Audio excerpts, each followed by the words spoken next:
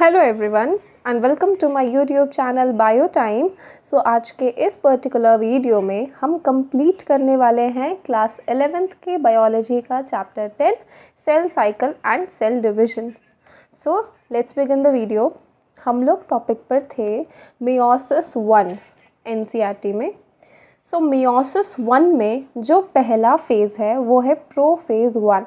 Prophase 1 पहला meiotic division का phase है जो टिपिकली लॉन्गर होता है और ज़्यादा कॉम्प्लेक्स होता है कंपेयर टू माइटोसिस के प्रोफेज़ से।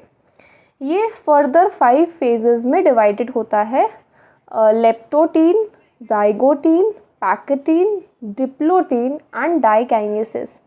इन सारे ही पार्ट्स को, इन सारे ही फेजेस को आराम से समझते हैं। सबसे पहले लेप्टोटीन स्टेज में क्रोमोसोम्स धीरे धीरे विजिबल होने लगते हैं लाइट माइक्रोस्कोप में, और क्रोमोसोम कॉम्पैक्ट होने लगते हैं और पूरे लेप्टोटीन फेज में क्रोमोसोम्स उनका कॉम्पैक्शन स्टार्ट हो जाता है, कंटिन्यू रहता है। फिर सेकेंड स्टेज आता है प्रोफेज़ 1 का, जो कि है जाइगोटीन। तो लेप्टोटीन फेज़ में जो न्यूक्लियर मेम्ब्रेन है वो डिसोशिएट होना स्टार्ट कर देता है, डीएनए कंडेंसेशन का प्रोसेस स्टार्ट हो जाता है, क्रोमेटिन्स अपीयर होने लगते हैं। ठीक है, इसको ये बकेट की तरह नज़र आता है, फ्लावर बकेट की तरह, तो इसको बकेट फेज़ भी कहा जाता है। नेक्स्ट फेज़ है जाइगोटीन। जाइगोटीन में क्रोमोसोम्स पेयरिंग स्टार्ट कर देते हैं। इसमें क्रोमोसोम पेयरिंग स्टार्ट कर देते हैं और इस प्रोसेस को, इस एसोसिएशन के प्रोसेस को साइनेप्सिस भी कहा जाता है, जिससे फॉर्मेशन होता है कॉम्प्लेक्स का। तो वैसे जो पेयर्ड क्रोमोसोम्स होते हैं उन्हें होमोलोगस क्रोमोसोम्स कहा जाता है। इलेक्ट्रॉन माइक्रोग्राफ जो है वो इंडिकेट करता है क्रोमोसोम साइनेप्सिस को। ये फॉर्म करता है कॉम्प्लेक्स स्ट्रक्चर, जिसे कहा गया है सिनेप्टोनिमल कॉम्प्लेक्स। ये कॉम्प्लेक्स फॉर्म होता है साइनेप्स्ड होमोलोगस क्रोमोसोम्स की पेयरिंग से। जो होमोलोगस क्रोमोसोम है, साइनेप्स्ड होमोलोगस क्रोमोसोम है, वो जब पेयर करते हैं तो ये कॉम्प्लेक्स फॉर्म करते हैं, जो बाइवेलेंट होते हैं या टेट्राड। ये और ज़्यादा विजिबल होते हैं इसके अगले स्टेज पर। पहले 2 स्टेजेस जो है वो शॉर्ट लिव्ड होते हैं कंपेयर टू आगे के स्टेजेस। अगला स्टेज है पैकेटीन। इस स्टेज में 4 chromatids, each bivalent chromosome, distinct हो जाते हैं और टेट्रास की तरह क्लियरली अपीयर होने लगते हैं। ये स्टेज कैरेक्टराइज्ड है रिकॉम्बिनेशन नोड्यूल्स के अपीयरेंस से। जो साइट्स है जहाँ पर क्रॉसिंग ओवर हो रहा है, जो नॉन सिस्टर क्रोमेटिड्स के बीच होता है, होमोलोगस क्रोमोसोम्स के नॉन सिस्टर क्रोमेटिड्स के बीच क्रॉसिंग ओवर होता है। और क्रॉसिंग ओवर होता है जेनेटिक मटेरियल का एक्सचेंज होना। होमोलोगस क्रोमोसोम पे जब जेनेटिक मटेरियल एक्सचेंज करता है तो उसे क्रॉसिंग ओवर कहा जाता है। तो इस फेज़ में क्रॉसिंग ओवर होता है 2 नॉन सिस्टर क्रोमेटिड्स का, क्रोमोसोम्स के। ठीक है, सो रिकॉम्बिनेशन बिटवीन ये कंप्लीट होता है पैकेटीन के एंड में। दोनों होमोलोगस क्रोमोसोम्स में रिकॉम्बिनेशन कंप्लीट होता है पैकेटिंग के एंड में, जिससे कि क्रोमोसोम लिंक्ड साइट्स छूट जाती हैं क्रॉसिंग ओवर साइट्स पर। ठीक है, नेक्स्ट स्टेज है diplotene. Beginning of diplotene is recognised by dissolution of the synaptonemal complex and the tendency of the recombined homologous chromosome of the bivalents to separate from। देखो अब diplotene में क्या होगा, जो सिनेप्टिमल कॉम्प्लेक्स बना था ना, वो उसका डिसोल्यूशन होना स्टार्ट हो जाता है। जो एक्स शेप्ड, उसमें क्या होता है कि जो एक्स शेप की तरह ना काइज़माटा अपीयर होने लगता है, काइज़माटा नज़र आने लगता है, एक्स शेप स्ट्रक्चर्स फॉर्म करने लगता है, जिसे काइज़माटा कहा जाता है। ठीक है, और ये oocytes of some vertebrates diplotene can last for months और ईयर्स। जो कुछ वर्टिब्रेट्स के oocyte में ये डिप्लोटीन मंथ्स और ईयर्स के लिए भी लास्ट कर सकता है। ये इतना ज़्यादा टाइम कंज्यूम कर सकता है ये stage. So let's come to next stage, जो कि है डाइकाइनेसिस। ये फाइनल स्टेज होता है मेयोटिक प्रोफेज 1 का, जिसे टर्मिनलाइजेशन ऑफ काइज़माटा भी कहा जाता है। इस फेज़ में क्रोमोसोम पूरी तरीके से कंडेंस हो जाते हैं और मेयोटिक स्पिंडल वो असेंबल हो जाता है प्रिपेयर करने के लिए होमोलोगस क्रोमोसोम को सेपरेट करने के लिए। डाइकाइनेसिस के एंड में जो न्यूक्लियोलस है वो डिसअपियर होने लगता है और न्यूक्लियर एनवेलप भी ब्रेक डाउन होने लगता है।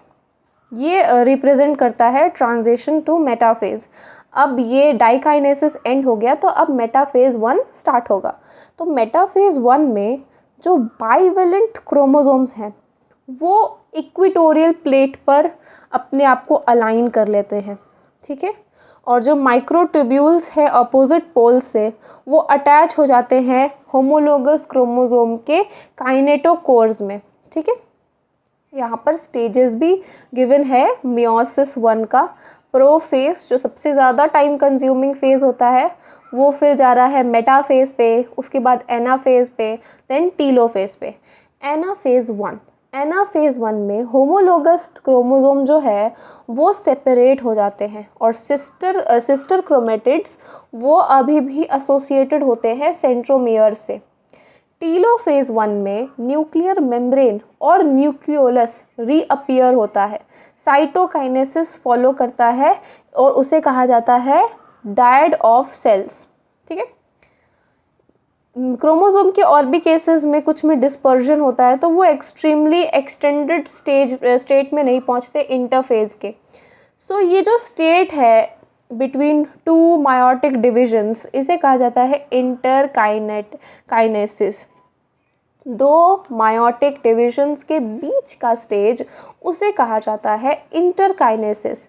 ये जनरली शॉर्ट लिव्ड होते हैं और इनमें कोई डीएनए का रेप्लिकेशन नहीं होता। इंटरकाइनेसिस के दौरान कोई डीएनए रेप्लिकेशन नहीं होता और इंटरकाइनेसिस के बाद प्रोफेज 2 और जो कि ज़्यादा सिंपलर है, प्रोफेज 1 सबसे ज़्यादा टाइम कंज्यूमिंग, लेकिन प्रोफेज 2 में उतना नहीं है, वो सिंपलर है प्रोफेज 1 से। अब आता है मियोसिस 2, जिसमें प्रोफेज 2 में मियोसिस 2 इनिशिएट करता है इमीडिएटली आफ्टर साइटोकाइनेसिस। यूजुअली जब क्रोमोसोम्स पूरी तरीके से इलोंगेटेड होते हैं। मियोसिस 1 में मियोसिस 2 रिजेंबल एक नॉर्मल माइटोसिस होता है। इसमें न्यूक्लियर मेम्ब्रेन डिसअपियर हो जाता है प्रोफेज 2 के एंड में और क्रोमोसोम फिर से कंपैक्ट हो जाते हैं। मेटाफेज 2 में क्रोमोसोम इक्वेटर पर अलाइन हो जाते हैं, माइक्रोट्यूब्यूल्स अपोजिट पोल्स पे अटैच हो जाते हैं काइनेटोकोर से। ये जितने भी आगे के स्टेजेस हैं वो सिमिलर है पहले वाले स्टेजेस से, जैसे मेटाफेज 1 और एनाफेज 1 से, इन सबसे सिमिलर है। इसीलिए देखो मेटाफेज 2 में भी वही हो रहा है, इक्वेटर पर अलाइन हो रहे हैं और माइक्रोट्यूब्यूल्स जो है अपोजिट पोल्स पर वो काइनेटोकोर से अटैच हो रहे हैं। एनाफेज 2 में बिगनिंग होता है स्प्लिटिंग, सेंट्रोमियर का स्प्लिट होना स्टार्ट हो जाता है। सेंट्रोमियर क्रोमोसोम का जो सेंट्रोमियर है वो स्प्लिट करना स्टार्ट कर देता है, जो होल्ड करके रखा था जिसने सिस्टर क्रोमेटिड्स को साथ में, जिससे कि वो अपोजिट पोल्स की तरफ, सेल में अपोजिट पोल्स की तरफ मूव करना स्टार्ट कर देती है, जिससे शॉर्टनिंग हो जाता है माइक्रोट्यूब्यूल्स का जो कि काइनेटोकोर से अटैच्ड थे। नेक्स्ट फेज है टीलोफेज 2। मियोसिस के एंड में मियोसिस एंड होता है टीलोफेज 2 से, जिसमें कि 2 ग्रुप है क्रोमोसोम के, वो फिर से एनक्लोज हो जाते हैं न्यूक्लियर एनवेलप से।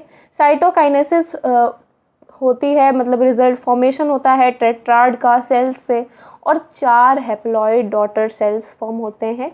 यहाँ स्टेजेस गिवन है देखो मियोसिस 2 का। यहाँ प्रोफेज 2 से देखो मेटाफेज में जा रहा है, फिर एनाफेज में वही अपोजिट पोल्स पे, फिर टीलोफेज में फाइनली डिवाइडेड है सेल्स, जिससे कि 4, यहाँ पे देखो 4 हैप्लॉइड डॉटर सेल्स फॉर्म हुई हैं, ठीक है। नेक्स्ट टॉपिक है, छोटा सा टॉपिक है, सिग्निफिकेंस ऑफ मियोसिस। मियोसिस का क्या सिग्निफिकेंस है? मियोसिस ऐसा मैकेनिज्म है जिससे कंजर्वेशन होता है स्पेसिफिक क्रोमोसोम नंबर का हर स्पीशीज़ में, जो कि जनरेशन टू जनरेशन पास होते हैं। जैसे कि पैराडॉक्सिकली क्रोमोसोम नंबर हाफ हो जाता है तो ये इंक्रीज़ कर देते हैं जेनेरिक वेरिएबिलिटी को पॉपुलेशन में ऑर्गेनिजम्स के। एक जनरेशन से दूसरे जनरेशन तक। तो वेरिएशन बहुत ज़रूरी है एवोल्यूशन के लिए। ऑब्वियसली एवोल्यूशन चैप्टर हम लोग 12th में और क्लास 12th के चैप्टर में और अच्छे से समझेंगे। बाकी इस चैप्टर में जो मियोसिस 1 का प्रोफेज़ 1 है, जिसमें ये बीच के प्रोफेज़ 1 के जो फेजेस आते हैं 5, लेप्टोटीन, जाइगोटीन, पैकेटीन, डिप्लोटीन और डाइकाइनेसिस, उसका एक ट्रिक मैं आपको बता देती हूँ। लेडी ज़रा पैकेज दे दो, ये शॉर्ट ट्रिक है जिससे आपको सारे 5 फेजेस रिमेंबर रहेंगे। ये इम्पॉर्टेंट है, इनका क्या फंक्शन है ये इम्पॉर्टेंट है, मेक श्योर आपको ये रिमेंबर रहे। चैप्टर फिनिश हो चुका है बच्चों। That is it for this video. यहाँ तक वीडियो देखा है तो थैंक यू वेरी मच।